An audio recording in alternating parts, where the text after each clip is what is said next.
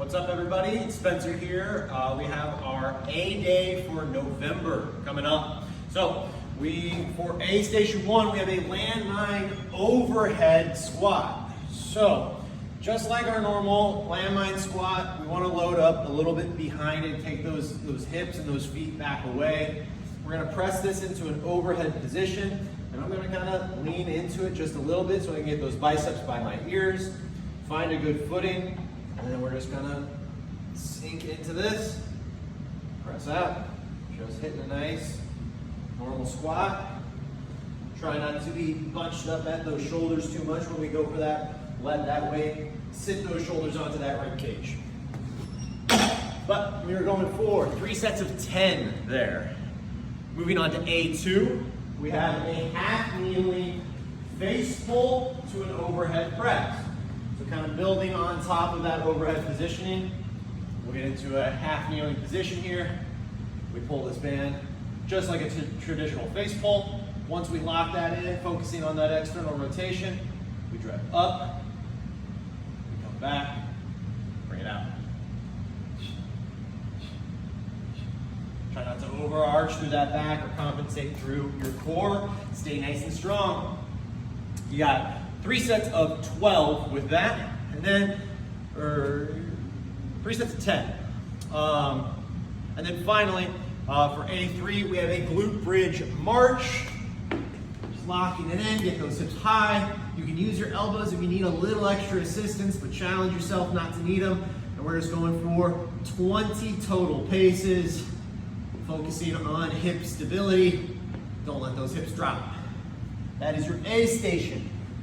Moving into B station, we have a goblet RDL to press.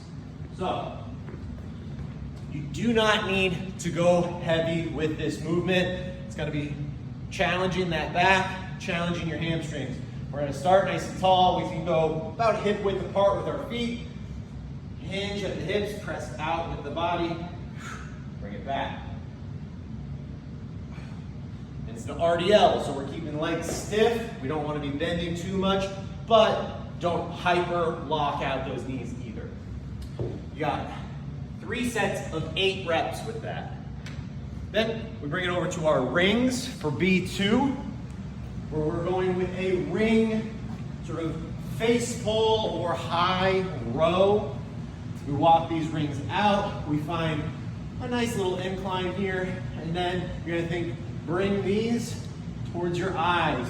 Bring these rings towards your eye line. We're keeping the elbows high.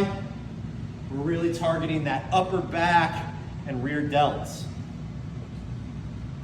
That will be, and then moving into B3, we have a rainbow tap. So this is going to be kind of a hip stability, glutes, kind of core management. We drop down to a quad stance, hands under shoulders, knees under hips. We take one leg out long into this sort of bird dog stance, and then we're just going to lift, set it over to one side, lift, bring it back, lift, lift. We're going 8 reps on each side, and we're trying to do both sides in the same round. Just make sure that your low back's not arching too much. Keep your core engaged. Keep this a full body movement. That is your B station. For C station, we're going to grab ourselves a resistance band here. We're really targeting these glutes with some clams. We'll get a band on. Get into that sleeper position. What we're looking for is shoulders, hips, knees, kind of in a nice straight line. I like to take this hand here, kind of place it on the meat of my glute, pushing down so that I can really feel that connection. We're going 8 reps per side. Driving out. 4, C2. We just have a good old-fashioned tank drag. Not much to say on that one. You guys know that one pretty well. And then for C3 as well, we're just going for an easy bar curl, 3 sets of 15. Go with that supinated grip, kind of the furthest handle. Slide up the body, slide back down, 3 sets of 15.